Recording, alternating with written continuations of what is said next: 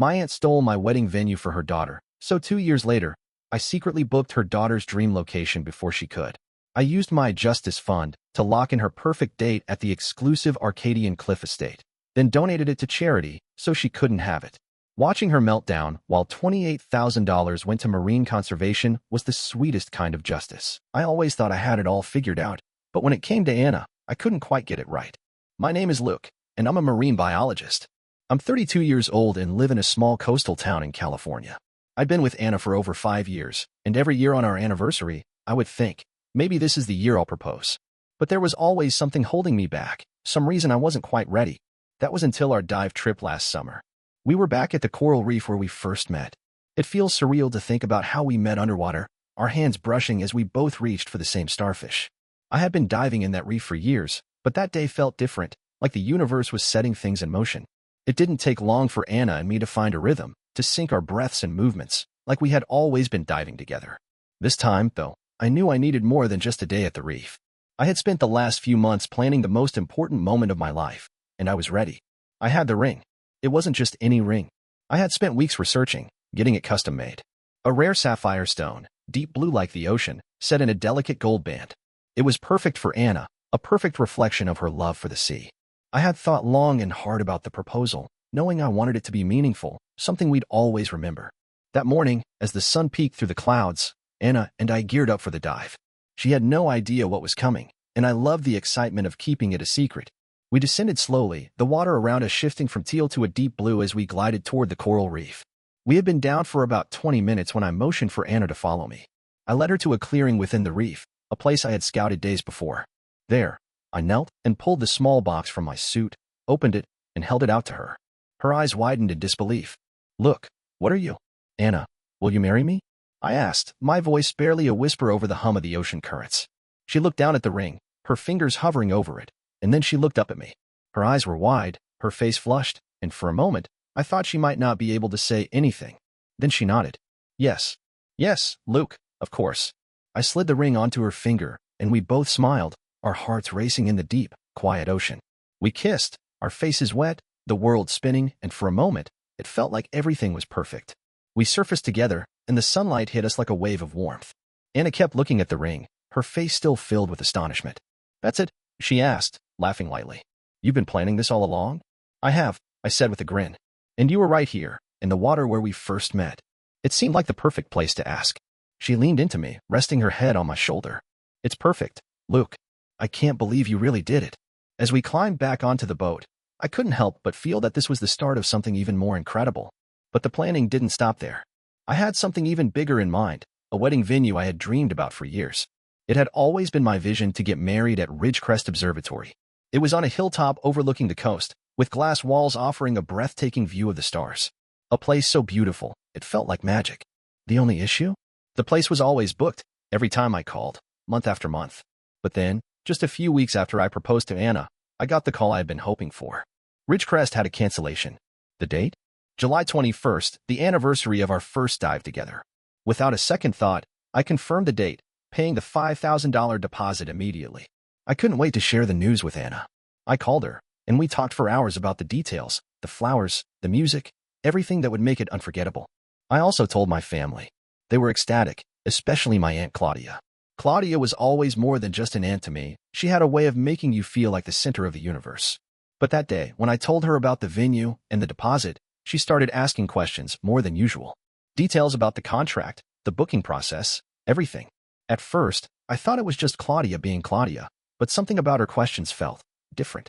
I shrugged it off, focusing instead on how excited Anna was, how everything was falling into place. That was about 2 weeks ago. Now, as I sit here at the table, reviewing the contract one last time, I can't shake the feeling that something isn't quite right. But maybe I'm just overthinking it. I tell myself that everything's fine. Anna's over the moon about the wedding venue. It's everything we've talked about and more. And I have the ring to prove it. 2 weeks had passed since I secured the Ridgecrest Observatory. The excitement had barely worn off, and Anna and I were deep into the wedding planning. The colors, the food, the guest list. Every detail was falling into place. I remember that morning so clearly, the sun pouring in through the windows of our living room as I flipped through a stack of vendor brochures. Anna was on the phone with the florist, and I was reviewing the catering options when my phone buzzed. It was a call from Ridgecrest. I felt a surge of excitement. Maybe they had more details to finalize, or maybe they just needed a quick signature on a form. But the voice on the other end wasn't what I expected. "Hi, this is Karen from Ridgecrest Observatory," the woman said. "I'm calling about your reservation for July 21st. "Hi, Karen," I said, grinning. I was just about to confirm everything on my end. "We're so excited. I'm afraid there's been a bit of an issue," she continued. "We've just realized that the date you booked has been double booked. Another party had a booking for the same day, and there's been a misunderstanding on our end." My heart dropped. "What? Double booked? But I have the signed contract and everything. We've been planning this for months." "I understand, Mr. Carter, but there's been some legal pressure from the other party. They've made it clear they're willing to pursue action, and we can't risk the liability." I blinked, stunned. "What do you mean? This is my booking. I paid the deposit. I've been calling every month for almost a year to make sure I get that date. I have a signed contract." "I understand, but they provided documentation, and the deposit they offered was larger, so we've had to cancel your reservation. We're sorry for the inconvenience, and we'll be issuing a refund as well as a minor compensation for the trouble." I was in complete shock. No, you can't just cancel my reservation. This is my wedding. It's my dream venue. I've been waiting for this date for so long. "I'm sorry, Mr. Carter, but the decision is final. We'll send the refund by the end of the week." The call ended with a polite apology, but it felt like the floor had just been yanked out from under me. I couldn't believe what had just happened. My dream venue, the place where I'd imagined marrying Anna for months, was now off the table. I sat there in the silence of our living room, the phone still in my hand, trying to process what Karen had just said. Then Anna walked in, a big smile on her face as she ended her call with the florist. "What's wrong?" she asked, noticing the look on my face. "Anna, they canceled our wedding venue," I said, my voice shaking. Her smile faded instantly. "What? Why? They double booked us. They're saying someone else claimed the date, and they're refunding our deposit," I said, barely able to get the words out. "It's over, Anna. We don't have the venue anymore." For a moment, Anna just stood there, staring at me in disbelief. "But we paid the deposit. We signed the contract. How can they just cancel it?" "I don't know. I don't understand it either," I said, frustration building in my chest. "They're offering a refund, but that doesn't change the fact that we lost the date. It's the only place I wanted for us." Her eyes were wide as she processed the news. "But they can't do this. They can't just cancel like that." "I know, but they did. And I don't know why." My words trailed off as something hit me. Anna put a hand on my shoulder. "Look, we'll figure it out. We'll find another place. It's going to be okay." But I couldn't shake the feeling that something wasn't right. Something about this wasn't just bad luck. It felt orchestrated, and I couldn't ignore the nagging thought at the back of my mind. Claudia. I had shared every detail with her, including the venue and the date. She had asked me more questions than I thought were necessary, especially when I told her about the contract. I had thought she was just being curious, but now it felt like something else. I reached for my phone again, opening up my contacts and scrolling to Claudia's number. I had to know. I dialed the number, my pulse racing. "Hey, Luke. How's everything going?" She answered, her voice sweet, as always. "I need to ask you something," I said, trying to keep my voice steady. "Did you have anything to do with this? With Ridgecrest? They just called and canceled our reservation. They said another party had the same date and threatened legal action." There was a brief silence on the other end. "Legal action? That's strange," she said, her voice too calm. "But you know, sometimes these things happen. Venues get overbooked. You'll find another place. I'm sure it'll be just as beautiful." "Claudia," I said, cutting her off. "Did you do this? Did you somehow interfere with the booking?" She laughed lightly, but it didn't sound genuine. "Look, what are you talking about? I would never do that. Why would I?" "I don't know, Claudia," I said, the anger creeping into my voice. "But I can't ignore the timing. You asked me so many questions about that booking, and now, just days later, it's gone." Another pause. "Luke, you're being paranoid. Just calm down. This isn't some conspiracy. Things happen. But I could feel it in my gut. It was her. I didn't know how, but I knew she was behind this. And now, everything had fallen apart. You need to come clean, Claudia, I said, feeling the weight of betrayal in my words. If you had something to do with this, you'll regret it. Oh, come on, Luke. Don't be dramatic, she said, the sweetness in her voice replaced with something colder. This is just a wedding. You'll figure something out. I hung up, feeling the rage building in my chest. The betrayal wasn't just from Ridgecrest, it was from someone I had trusted, someone I had shared my life with. And now, because of Claudia's manipulations, Anna and I were left scrambling. Later that night, Anna and I sat together, trying to figure out what to do next. But in the back of my mind, I couldn't stop thinking about one thing. Claudia. This wasn't over. Not by a long shot. And I was going to make sure she knew it. 2 weeks passed in a blur of frustration and denial. The wedding venue was lost.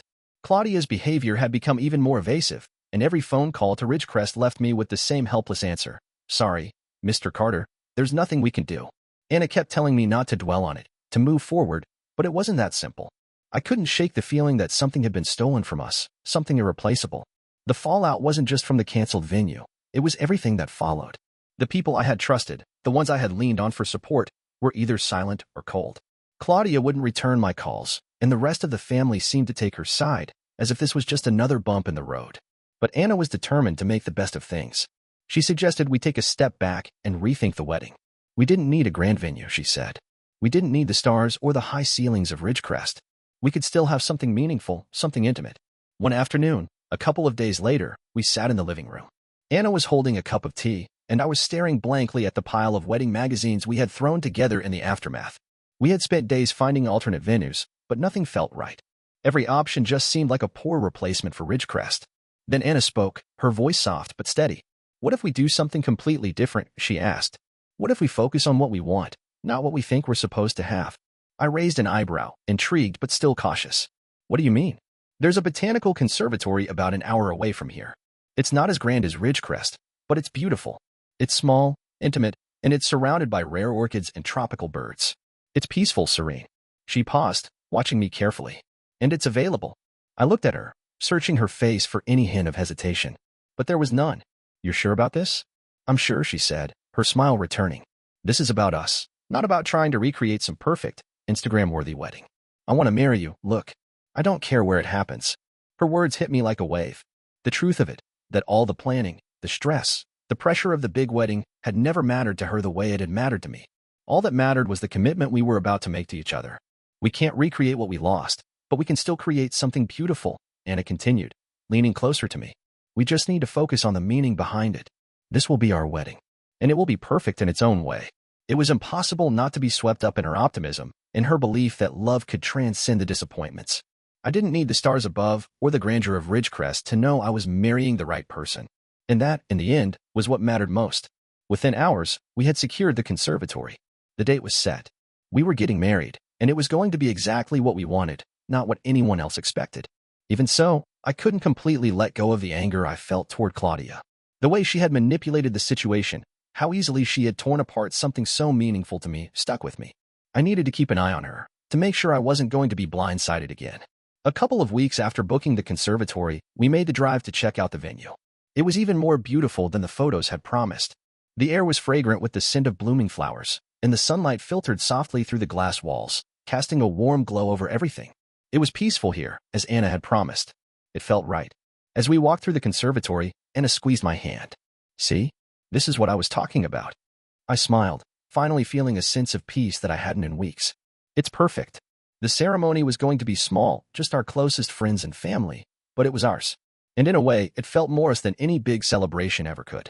Still, part of me couldn't stop thinking about Claudia. I had told myself I was going to let it go, but I couldn't shake the feeling that she would be back, trying to take control of the situation in some way.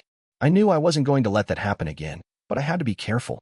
As we left the conservatory that afternoon, my phone buzzed with a text. It was from Claudia. I heard about the change in venue. Just want to remind you that Ridgecrest was the only place worthy of your wedding. I hope you're not making a mistake. I stopped walking and stared at the message. Her words dripped with sarcasm, with a thinly veiled jab at what she perceived as my failure. It was as if Ridgecrest's cancellation was somehow my mistake, my loss to bear. Anna looked over at me, noticing the tension in my expression. What is it? Claudia, I said, my voice tight. She's still trying to make this about Ridgecrest. She's trying to make me second-guess everything again. Anna's expression darkened. Don't let her get to you. Look, you don't need her approval. This wedding is about us, not about her. I know, I said, tucking the phone back into my pocket. But as much as I wanted to brush it off, I couldn't help but feel the sting of Claudia's words. I'm done with her, Anna. I'm done letting her have this kind of control over me. This wedding, this whole experience, is about us moving forward, not about holding on to something that's already gone. Anna smiled, proud of me. Exactly. And I'm here for you. We're going to make this the most beautiful day, and it's going to be exactly what we want it to be. Her words felt like a weight lifting from my shoulders. For the first time in weeks, I wasn't just angry. I was ready to move on, to build something real with Anna, without Claudia's interference. That night, we sat down together, crafting the details for our new, perfect wedding. It wasn't what we had originally planned, but in its own way, it was better. It was ours. And that was enough. As the days passed, I felt more confident, more certain that we were making the right choice. The Botanic Conservatory would be the perfect setting for us to begin our new life together, and nothing, certainly not Claudia, was going to take that away from us. 2 years had passed since Anna and I married at the Botanical Conservatory. The wedding had been small, intimate, and incredibly personal, a far cry from the grand event we had originally planned. But it was everything we wanted. And in the end, it was perfect. Despite the disaster with Ridgecrest, everything had fallen into place. The years since had been full of happiness. Anna and I had settled into our lives together. We both worked hard, of course, Anna as a marine conservationist, me as a marine biologist, but we made time for each other, always prioritizing our relationship. The trust between us had only grown stronger. But even in the comfort of our newfound peace, I couldn't shake the memories of what Claudia had done. How she had stolen my dream wedding venue and manipulated me into feeling powerless. And though I didn't dwell on it daily, there was something in me that couldn't forgive what she had taken. One morning, while sipping coffee at our kitchen table, I scrolled through my social media feed. I'd mostly kept my distance from most of my family's online lives. It wasn't out of bitterness, but more out of the need to protect myself from the drama I had grown accustomed to. But as I flipped through the posts, one name caught my eye. Isabel. Isabel was Claudia's daughter, and while she and I had never been close, I couldn't deny the strange satisfaction I had felt when Claudia's manipulation had cost her daughter the wedding venue she had so badly wanted. Isabel had been planning a big celebration for her wedding at a different high-end venue, and I had no doubt that this time, Ridgecrest had been booked solid, and Claudia wouldn't be able to use the same tactics to steal it. But what caught my attention that morning wasn't Isabel's wedding, it was her recent engagement post. She was getting married again, and this time, it looked like she'd finally found her perfect venue. The Arcadian Cliff Estate. I knew the place well. It was even more exclusive than Ridgecrest, perched on a cliff with breathtaking views of the coast and a reputation for hosting the most extravagant weddings in the state. Isabel had circled the exact date she wanted in one of her social media posts. July 19th. The date hit me like a jolt. July 19th, the same date I had originally wanted for Anna and me at Ridgecrest. The exact same day we had dreamed about before it had been stolen from us. I felt a flash of determination. There was no way I was going to let Isabel walk away with the wedding of her dreams, the same way Claudia had stolen from me. This time, it was going to be different. I was going to take control. Within minutes, I found myself dialing the Arcadian Cliff Estate's booking line. I didn't give them time to answer the phone. I just fired away. "I'm interested in booking July 19th for a wedding," I said, my voice steady but filled with resolve. "I'm willing to pay a large deposit to secure the date. I need to make sure it's locked down." The woman on the other end of the phone was polite but cautious. "I understand. July 19th is available, but the deposit required for that date is higher than usual. Are you sure you want to go ahead?" "I'll pay whatever it takes," I said. "I want to make sure this date is secure."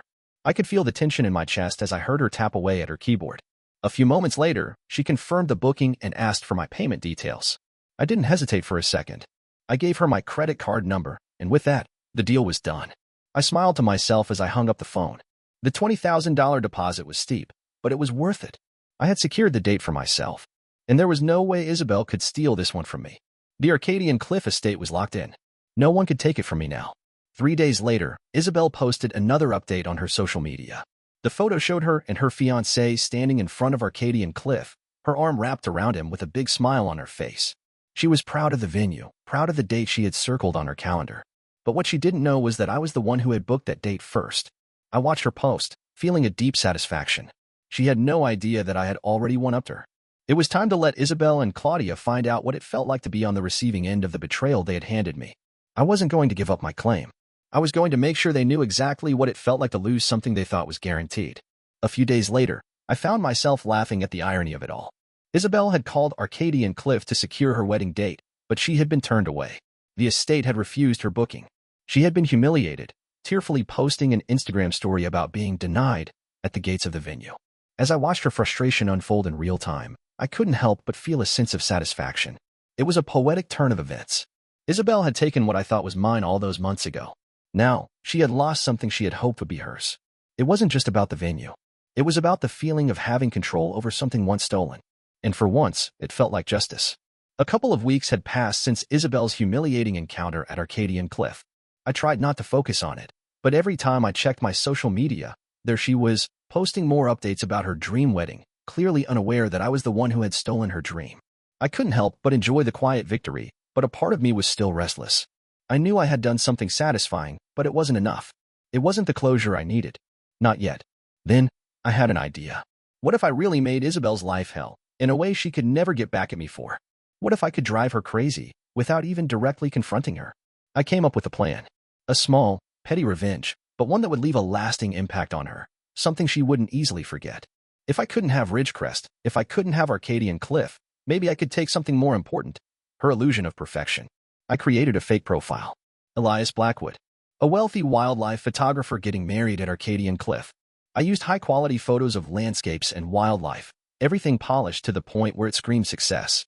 Then I made sure to use hashtags that Isabel was bound to notice. Hashtags like hashtag Arcadian Cliff Wedding, hashtag Wedding Goals, hashtag Best Venue Ever. I uploaded a picture taken from Arcadian Cliff's official feed, an image of the venue from a different angle, showing its breathtaking view. To the casual observer, it looked like I had gotten married at the exact venue Isabel wanted. The hashtags were my bait. Within hours, I saw the results. Isabel had liked the post. A few minutes later, she left a comment. Wow, this place is gorgeous. I've been dreaming of getting married here for years. How did you secure it? Such a beautiful location. I replied, keeping it simple but enough to get her intrigued. Just lucky, I suppose. Paid a lot, but some things are worth it. That comment alone was enough to get Isabel's curiosity piqued. She messaged me privately shortly after. Her tone was polite, maybe even a little too friendly. Hi Elias.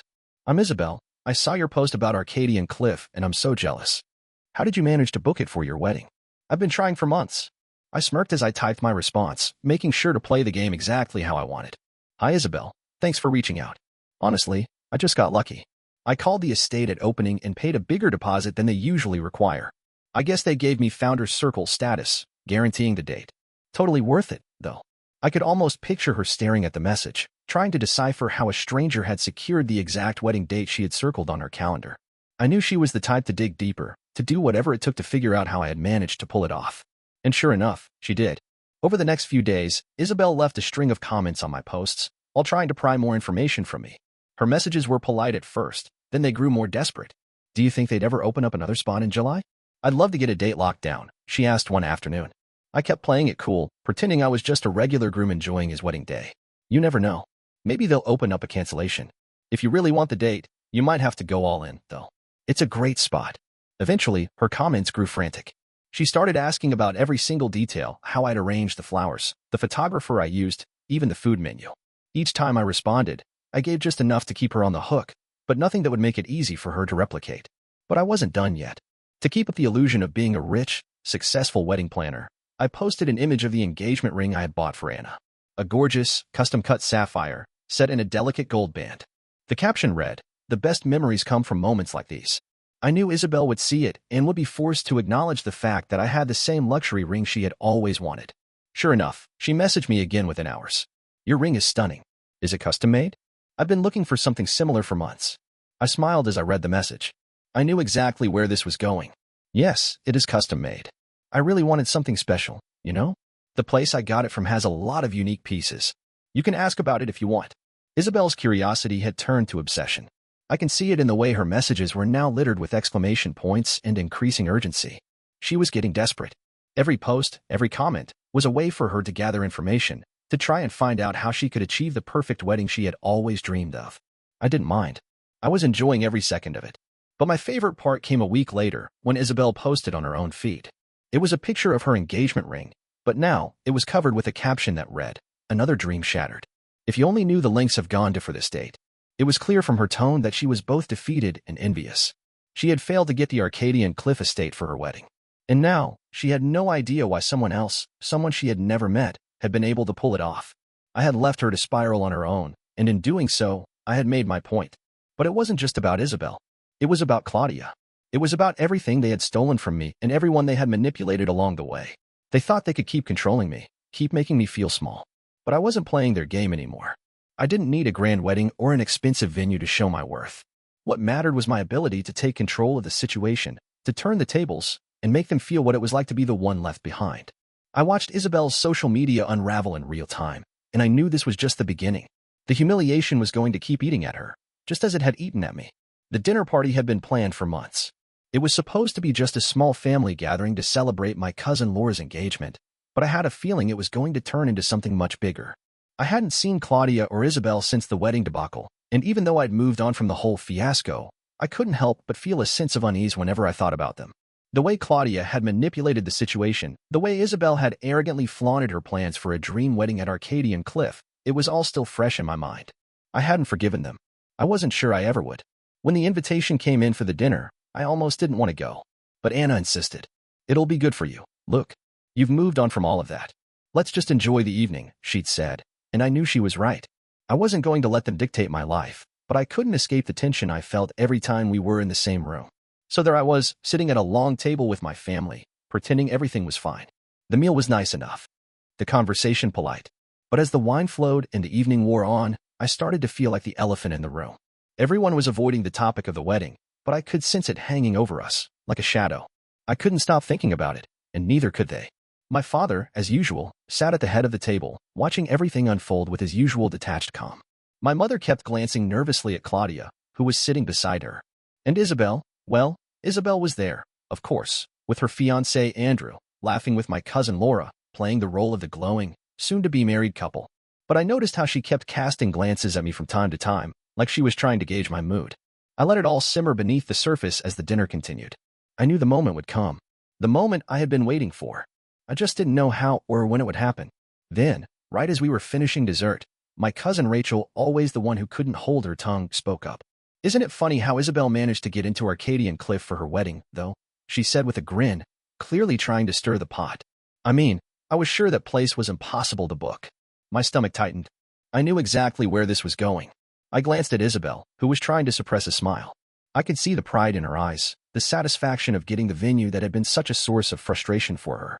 "Well," Isabel began, her voice a little too sweet, "it's been a lot of work. But, you get what you pay for." She winked at Andrew, who nodded like a proud husband-to-be. I couldn't hold back anymore. I leaned forward slightly, my voice calm but with an edge I knew would carry. "You really think you deserve it, don't you?" I asked, looking straight at Isabel. She blinked, caught off guard. "Excuse me." "The venue," I said, raising an eyebrow. "You really think you've earned it, after everything that happened? After what your mom did to me?" Claudia's head whipped around to face me. Her eyes narrowed as she leaned forward, her voice low but sharp. "Look, what are you talking about? We don't need this kind of negativity tonight." "Oh, I think it's well past time we talk about it," I replied coolly, ignoring her. "Isn't that right, Isabel? It must be nice to get what you want without any consequences. To have someone else's dreams crushed for your own benefit." Isabel's smile faltered. "What are you trying to say, Luke?" she asked, her voice defensive now. I didn't back down. "I'm saying that you've always gotten everything handed to you. Ridgecrest was never yours to take. You used your mom's manipulation to steal it from me, and now you're bragging about getting Arcadian Cliff? After everything?" "Luke, stop," Anna whispered, putting a hand on my arm. But I couldn't stop. Not now. Not when the truth was finally coming out. "I'm not going to sit here and let you pretend like you've earned anything. I worked for everything I have. And I'm done letting you take what's mine just because you think you're entitled to it," I said, my voice rising just slightly. "You, Claudia, you both think you can control everything. But it's time someone put you in your place." The room fell silent. Everyone had stopped talking, frozen in place, unsure of what to say next. Claudia looked furious, but there was no denying the truth of what I was saying. Isabel, on the other hand, looked like a deer caught in the headlights. She didn't know how to react, and for the first time, I saw a flicker of doubt in her eyes. Claudia cleared her throat, trying to regain control. "This is ridiculous, Luke. We're family, and you're making a scene over something that doesn't matter anymore." I shook my head. "It matters to me, Claudia. It always has." My mother, who had been quiet up until this point, spoke up in a surprisingly firm voice. "Luke, enough. We don't need to air this out here." But I wasn't done. "No, Mom. It's time to air it out. For once, let's not pretend this didn't happen. Let's not sweep it under the rug. You all have treated me like I don't matter, like I'm just here to help fix your problems. But I'm done. You don't get to use me anymore." The silence that followed was heavy. Even Rachel, who had started all this, seemed a little nervous now. Isabel's face flushed red with embarrassment, but she wasn't about to back down. "You're being dramatic, Luke," she muttered under her breath. "This isn't about you." "Oh, it absolutely is," I said. "It's always been about me. You just never bothered to notice." The tension in the room was palpable. I could feel the weight of every eye on me, but I didn't care anymore. For the first time in years, I wasn't hiding my anger. I wasn't swallowing it down to keep the peace. I was finally letting it all out, and it felt damn good. Isabel stood up abruptly. "I don't need to listen to this," she said, her voice trembling with rage. "I'm done. She stormed out of the room, her fiancé Andrew trailing behind her, looking uncomfortable but too polite to say anything. Claudia didn't move, but the look on her face said everything. She was seething. Her plan to keep me in check had failed, and she knew it. Anna squeezed my hand, her voice quiet but full of support. "I'm proud of you, look. You did the right thing." I nodded, still feeling the adrenaline coursing through me. It had been messy, ugly even, but it was the truth. And for the first time in a long while, I felt like I had taken control of the narrative. The rest of the evening passed in awkward silence. My parents didn't say much, and the family conversation quickly fizzled out. No one seemed to know how to respond, least of all me. As I left the dinner that night, my thoughts were a mix of satisfaction and relief. I'd done it. I'd finally exposed the truth. And now, I was free. The weeks that followed the dinner were oddly peaceful. For the first time in a long time, I felt like I was finally taking control of my life. Claudia and Isabel had fallen silent, no longer trying to manipulate me or intrude on my plans. But I knew this wasn't the end. It was only the beginning. Isabel didn't reach out after the dinner, and neither did Claudia. I expected them to retaliate. After all, I had humiliated them in front of the family, and they didn't take kindly to that.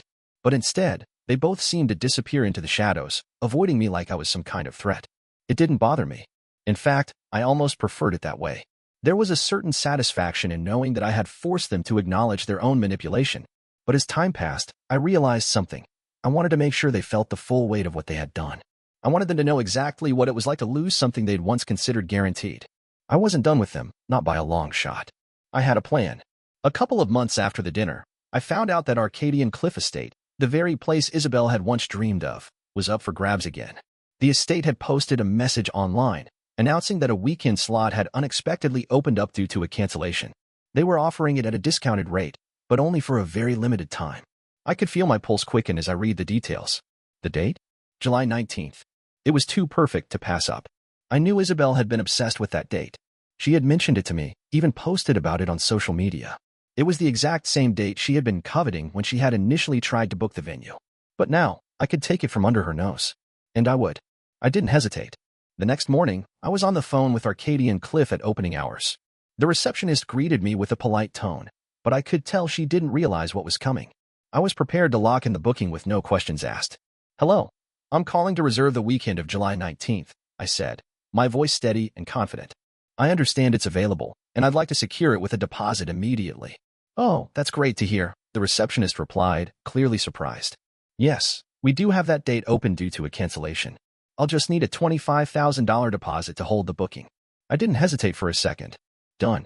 Please charge it to my card." I could hear the receptionist's approval as she processed my payment. "Thank you, Mr. Carter. Your booking is confirmed for July 19th. You're all set." I hung up, feeling a rush of satisfaction. Isabel had been waiting for that exact date, and now it was mine. I was getting back at her in the most perfect way. It wasn't about the venue anymore. It was about the power, the control. I wasn't going to keep the booking for myself. I wasn't planning some elaborate wedding. I was going to do something much more satisfying. I reached out to Arcadian Cliff Estate and made arrangements to donate the entire weekend for a charitable cause. They were thrilled about the idea. I wanted to ensure the media would catch wind of it. This would be a high-profile event, and it was going to be for the best possible cause, marine wildlife conservation, something I felt deeply passionate about. I worked with the estate to set up an auction for the weekend, and the media buzz began to grow. The winning couple would get to experience the stunning beauty of Arcadian Cliff and have their wedding ceremony at one of the most exclusive venues in the country. All the proceeds would go toward marine conservation efforts, a cause that Anna and I both supported wholeheartedly. I watched as the auction began to heat up. The press loved it. The story was picked up by several local news outlets, showcasing not just the beauty of Arcadian Cliff but the purpose behind it. It felt good. But it wasn't just about charity. It was about Isabel. I knew Isabel would see the announcement. I knew she would be watching, and I could already picture the look on her face when she realized the venue she had wanted so badly was now being used for something bigger than herself. Sure enough, within hours, Isabel took to social media. She posted a message about her dream wedding, the one that had slipped through her fingers, and how some people just didn't appreciate what they had. Her followers started commenting, sympathizing with her, calling her a victim.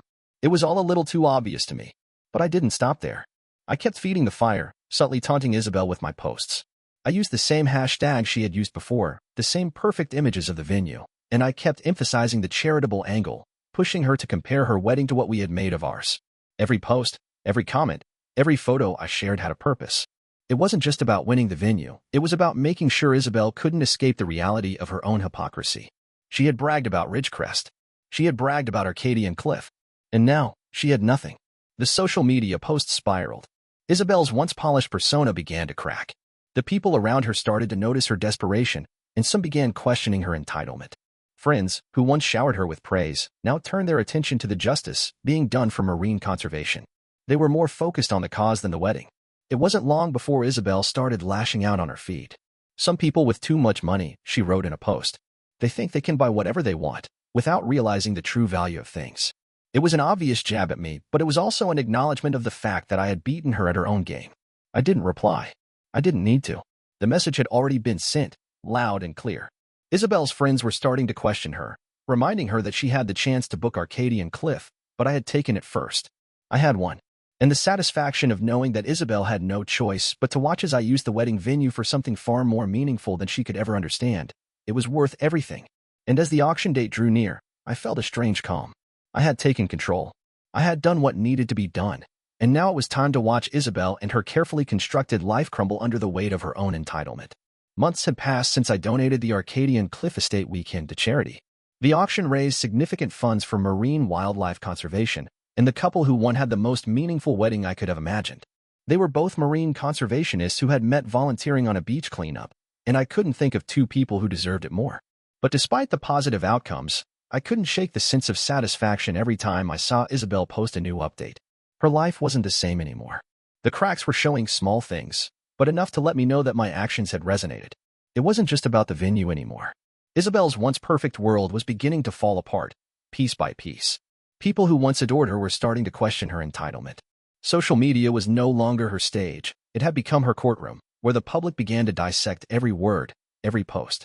And now, when she posted about her latest wedding plans, her new engagement to Andrew, her fiancé, she was met with comments that made her squirm. The way she had treated others, especially me, was finally catching up to her. Then came the real collapse. It was a Sunday afternoon when I got the call. I had been out in the yard with Anna, tending to the garden, when my phone buzzed. It was a number I didn't recognize. I answered, curious but cautious. Mr. Carter, the voice on the other end said. This is Detective Amanda Ross with the Financial Crimes Division. We need to speak with you regarding a recent case involving your aunt, Claudia Carter. My stomach dropped. The words, financial crimes, echoed in my head like a hammer hitting stone. I stood frozen for a moment, unsure if I had heard her correctly. Is this about Claudia? I asked, my voice shaky despite my efforts to remain calm. Yes, the detective confirmed. We have reason to believe that Claudia Carter has been involved in fraudulent activities surrounding the Ridgecrest Observatory booking. We need your statement and any information you might have. I felt a cold wave of realization wash over me. This was it. Claudia's manipulation, her role in sabotaging my wedding and stealing my venue. Everything I had suspected, everything I had felt in my gut, was now coming to light. I hadn't expected this. I hadn't thought that Claudia's actions would lead to legal trouble, but here we were. Of course, I said, trying to keep my voice even. What do you need from me? The detective's tone softened slightly. We just need to go over some of the details surrounding the booking. Specifically, how Claudia might have used legal threats to cancel a reservation and take advantage of a situation. I'm sure you're aware of what happened to your wedding venue. I couldn't stop the rush of emotions that hit me. It had been 2 years since that moment, and the pain of having Ridgecrest taken from me still stung. But now, hearing that Claudia might actually face the consequences of her actions, I couldn't help but feel a twisted sense of satisfaction. We'll need you to come down to the station for an interview, Detective Ross continued. There's no need to worry. We'll make it quick. I hung up the phone, feeling numb but also strangely empowered. Claudia had always thought she could play the game however she wanted, that she could manipulate people into doing what she wanted. But now, the tables had turned. She was about to find out what it felt like to be on the other side. I told Anna about the call later that evening. She was just as stunned as I was but was supportive, reminding me that Claudia had earned whatever consequences came her way. I couldn't argue with that. The next morning, I arrived at the police station. Detective Ross was waiting for me in a small interrogation room, and we spent the next hour going over the details of Claudia's involvement in the Ridgecrest cancellation. They had gathered evidence, including emails, photos, and testimony from the observatory staff, all of which pointed to Claudia's direct interference. They believed she had forged correspondence to make it look like Isabel's wedding had been booked first and had threatened legal action to force the observatory to cancel my reservation. It was a surreal experience, sitting in that room, talking about the woman who had been such an integral part of my life. But it wasn't just about Ridgecrest. It was about all the ways Claudia had manipulated me over the years. The family dinners where I was treated like an afterthought, the countless favors I had done for her without ever receiving a thank you. This was the culmination of everything.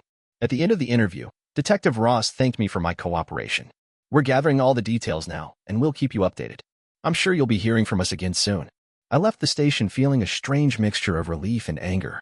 Relief, because I knew that Claudia's manipulation wouldn't go unpunished. But also anger, because it had taken this long for the truth to come out. The family I had once trusted, the people I had gone to bat for time and time again, had used me for their own gain.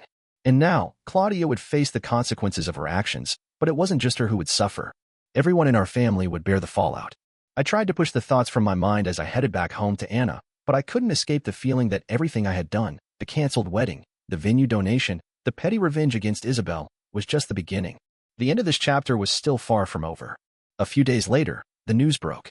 Claudia's law firm severed ties with her after an anonymous tip led them to investigate her actions. The Bar Association launched an inquiry into her practices, and she was forced into early retirement. The legal consequences were swift, and within weeks, Claudia's career came to an abrupt halt. But it wasn't just Claudia who felt the repercussions. My parents, too, were forced to reckon with their complicity. They had enabled Claudia's manipulation for years, never once stepping in to defend me when I was treated unfairly. But now, they had no choice but to acknowledge the truth. Isabel, of course, wasn't spared either. Her wedding, which had been so meticulously planned, was thrown into disarray. She was humiliated in the press as the story of her mother's deception became public knowledge. I didn't reach out to her. I didn't need to. The collapse of their world spoke louder than any words I could have said. Anna and I took a trip to the real Arcadian cliffs on our next vacation. We didn't go there for a wedding. We went there to celebrate our resilience. To remind ourselves that we had built something far more meaningful than any of the superficial things that had once seemed so important. As we stood there, looking out over the coast, I snapped a few photos, smiling under the stars. Isabel unfollowed me that night, and for the first time in years, I could breathe again. I had one.